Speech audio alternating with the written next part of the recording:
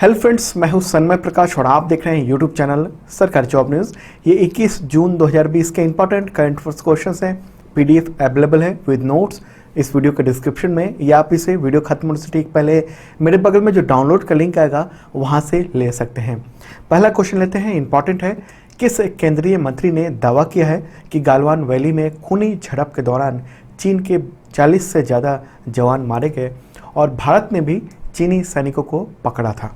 इसका आंसर होगा वीके सिंह, पूर्व आर्मी चीफ और अभी जो केंद्रीय मंत्री हैं, सड़क और परिवहन मंत्रालय के राज्य मंत्री हैं। तो उन्होंने ये कहा है कि चीन ने ही भारत के सैनिकों को नहीं लौटाया है, बल्कि भारत ने भी चीनी सैनिकों को लौटाया है। मतलब एक तरह से वो कंफर्म कर रहे हैं कि चीन ने भारतीय सैनिकों को बंधक बनाया हुआ था और 3 दिन बाद जब डील चली, बातचीत हुई, उसके बाद उनने लौटाया था। ओके, इससे पहले जब मैंने करंट अफेयर्स दिया था और तमाम न्यूज़ वेबसाइट पे और अखबारों में जब ये छपा था, तो आप में से बहुत सारे लोगों ने कमेंट किया था कि ये सही नहीं है।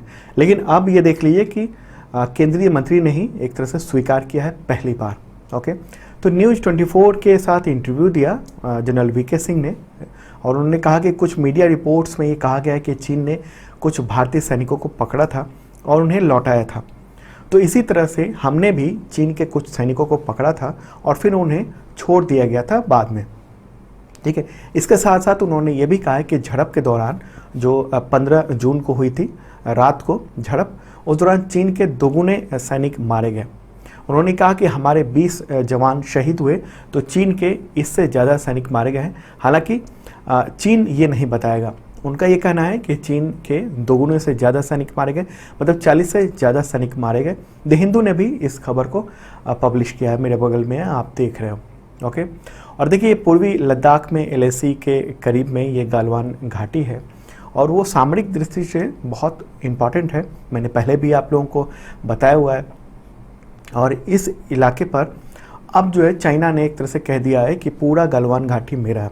हालांकि जो इंडियन गवर्नमेंट है उसने उसके जो दावे हैं उसको नकार दिया है और चीन जो है अब वो चाहता है कि पूरे गालवान घाटी उसका हो जाए और इसी वजह से लगातार टेंशन जो है वो बढ़ा हुआ है, चल रहा है। चलिए आगे बढ़ते हैं, अगला क्वेश्चन लेते हैं। आरबीआई के पूर्व गवर्नर उर्जित पटेल को अब किस संस्थान का चेयरमैन बनाया गया है? इसका आंसर होगा राष्ट्रीय लोक वित्त एवं नीति संस्थान, शॉर्ट में कहते हैं इसे NIPFP। इंग्लिश में क्या कहते हैं इसे? इंग्लिश में कहते हैं इसे national institute of public finance and policy. और ये जो फैसला हुआ है वो इसकी गवर्निंग काउंसिल की 18 जून को मीटिंग हुई थी, उसी में फैसला हुआ। ये एक इकोनॉमिक थिंक टैंक है जिसका गठन जो है फाइनेंस मिनिस्ट्री और पहले जो योजना आयोग हुआ करता था, जो अब बदल के नीति आयोग बन गया है, तो उसने और कई राज्य सरकारों ने मिलकर संयुक्त रूप से किया था। और ये एक स्वतंत्र और गैर सरकारी पहचान रखता है। सार्वजनिक नीति के संबंध में रिसर्च के साथ साथ केंद्र सरकार को और राज्यों को सलाह भी देता है और उसकी सलाह मानी भी जाती है। इंपॉर्टेंट एक संस्थान ही है। तो उर्जित पटेल जो है 22 जून से इस पद पर आ जाएंगे और इससे पहले कौन थे? तो विजय केलकर थे। तो उर्जित पटेल को इस पद पर नियुक्त करने का एक ये भी संदेश माना जा रहा है मीडिया में कि अभी जो कोविड-19 है उस दौर में उनका एक अनुभव जो है वो उठाया जाए, उनके अनुभव का लाभ उठाया जाए। तो इसलिए उनको ये नियुक्ति दी गई है और कहीं ना कहीं सरकार की भी इसमें भूमिका है, सरकार की तरफ से ये ऐसा किया गया है। अगला क्वेश्चन लेते हैं। कोरोना वायरस के कारण इस बार 3 मुख्यमंत्रियों की सहमति से किस धार्मिक यात्रा को स्थगित कर दिया गया है? इसमें से कई सारी यात्राएं हैं, लेकिन 3 मुख्यमंत्री ने ये डिसीजन लिया है। क्वेश्चन ये है, इसका आंसर होगा कांवड़ यात्रा। ठीक है, देखिए पिछले साल सरकारी रिकॉर्ड के अनुसार कांवड़ यात्रा में हरिद्वार में 3 करोड़ 40 लाख से ज़्यादा कांवड़िए पहुँचे थे गंगाजल लेने के लिए। ओके, और इस बार 2020 में ये 6 जुलाई से कांवड़ यात्रा शुरू होने वाली थी। हालांकि उससे पहले ही 20 जून को उत्तराखंड के मुख्यमंत्री त्रिवेंद्र सिंह रावत ने कांवड़ यात्रा को लेकर यूपी के चीफ मिनिस्टर योगी आदित्यनाथ और हरियाणा के चीफ मिनिस्टर मनोहर लाल खट्टर से वीडियो कॉन्फ्रेंसिंग से चर्चा की और तीनों ने ये माना कि कोविड-19 का जो माहौल है और जिस तरह से कोविड-19 लगातार इंडिया में फैलता जा रहा है और आंकड़े हर दिन बढ़ते जा रहे हैं, तो ऐसे में इसको रोकना बहुत ज़रूरी है कांवड़ यात्रा को, क्योंकि इकट्ठा बहुत भीड़ हो जाती है और ऐसे में इन्फेक्शन का डर बहुत ज़्यादा है।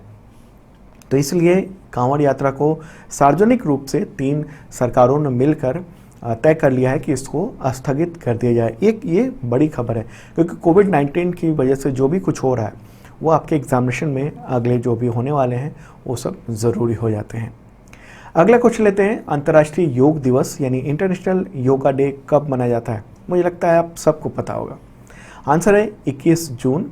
और इस साल की थीम क्या है? Yoga for health, yoga on home, ये थीम रखी गई है। ओके, संयुक्त राष्ट्र के द्वारा क्या है? Yoga for health, yoga on home.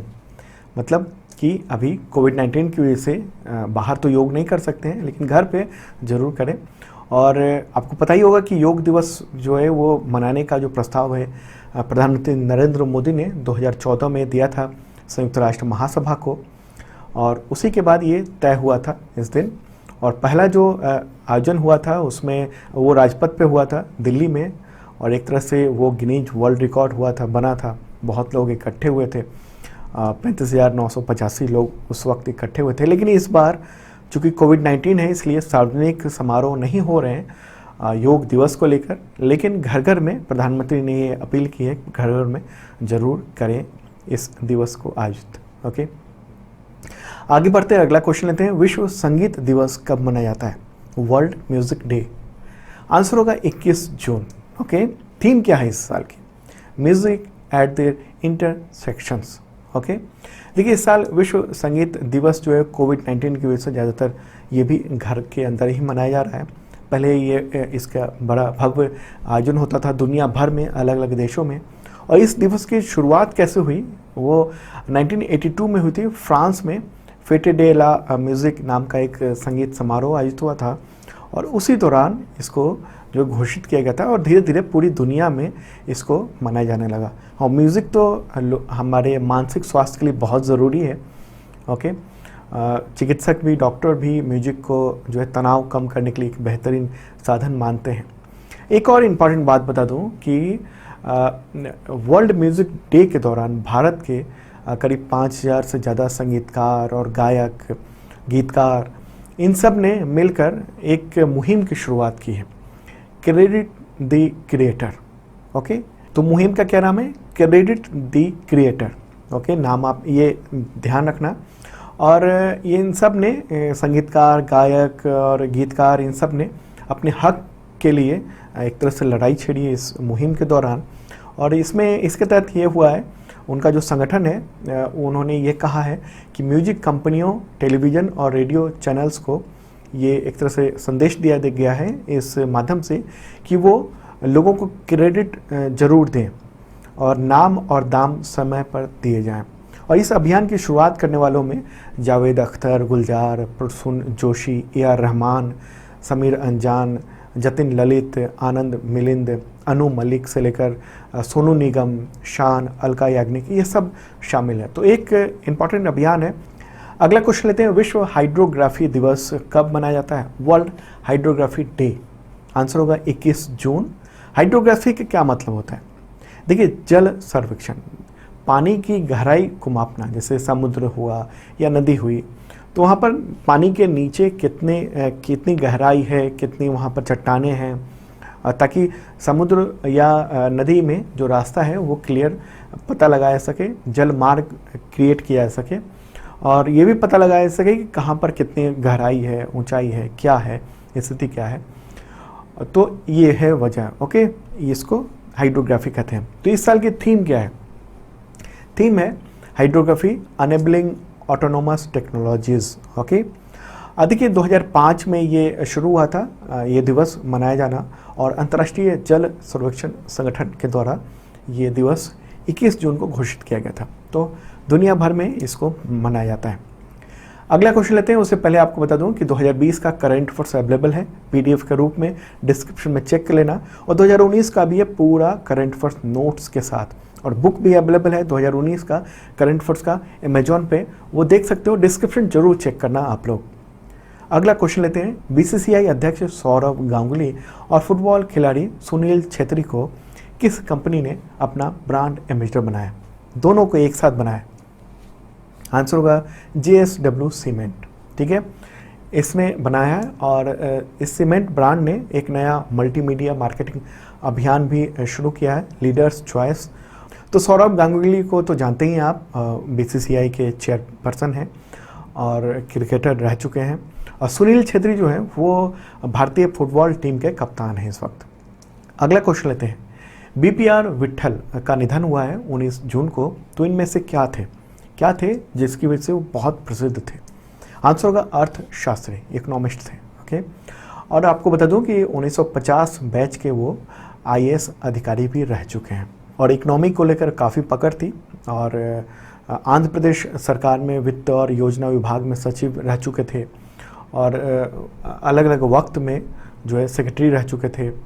और अलग अलग देशों के जैसे सूडान और मालावी के जो है वित्तीय सलाहकार भी रह चुके थे अंतर्राष्ट्रीय मुद्रा कोष के कार्यकाल में।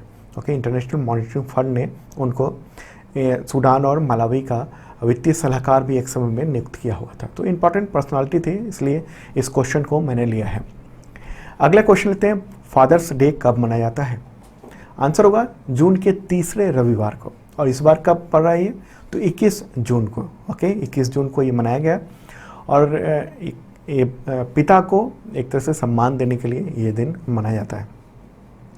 अगला क्वेश्चन लेते हैं, 11 लाख करोड़ रुपए के बाजार मूल्यांकन मूल्य को पार करने वाली पहली भारतीय कंपनी का नाम बताएं। मतलब 11 लाख करोड़ रुपए का जो मार्केट कैपिटलाइजेशन है उसको पार करने वाली पहली भारतीय कंपनी कौन है, कौन बन गई है? आंसर होगा रिलायंस इंडस्ट्रीज लिमिटेड। ओके, देखिए इसके चेयरपर्सन हैं दिग्गज कारोबारी मुकेश अंबानी। तो उन्होंने 19 जून को, अभी हाल ही में 19 जून को ये बताया कि ऋण मुक्त हो गई है, मतलब अब उस पर कोई भी लोन नहीं है। तो इसी के बाद उनका जो उस कंपनी का बाजार पूंजीकरण है वो 11 लाख करोड़ से ज़्यादा चला गया, क्योंकि लोगों ने शेयर खरीदने शुरू कर दिए उसके। क्योंकि अभी कोविड-19 में जब तमाम कंपनियों के, ज़्यादातर कंपनियों के मार्केट शेयर जो है वो लगातार डाउन हो रहे हैं उनके प्राइस, ऐसे में इस कंपनी ने, रिलायंस इंडस्ट्रीज़ ने काफ़ी अच्छा काम किया, प्रदर्शन किया मार्केट वैल्यू के हिसाब से देखें तो। ओके, और उसकी जो कंपनी है रिलायंस जियो प्लेटफॉर्म्स, उसने बहुत सारे जो है निवेश प्राप्त किया और इसकी वजह से रिलायंस इंडस्ट्री जो है अब लोन फ्री हो गई है, मतलब ऋण मुक्त हो गई है, उस पर लोन नहीं है। तो इसी वजह से इसकी वैल्यूएशन काफ़ी ज़्यादा बढ़ गई है और ऐसा करने वाली वो पहली कंपनी है भारत की। ठीक है, तो ये क्वेश्चन जो है भारत के लेवल पर हो रहा है। तो दोस्तों ये था इंपॉर्टेंट करंट अफेयर्स। कैसा लगा जरूर बताना। इसका PDF अवेलेबल हो गया मेरे बगल में, तो क्लिक कीजिए डाउनलोड लिंक पर और डाउनलोड कर लीजिए। इसका PDF मैंने डिस्क्रिप्शन में भी दे दिया है, वहाँ भी आप देख सकते हो, वहाँ भी ले सकते हो। और जिन लोगों ने सब्सक्राइब नहीं किया ज़रूर करना, साथ में बेल आइकन दबाना मत भूलना। कल मिलेंगे।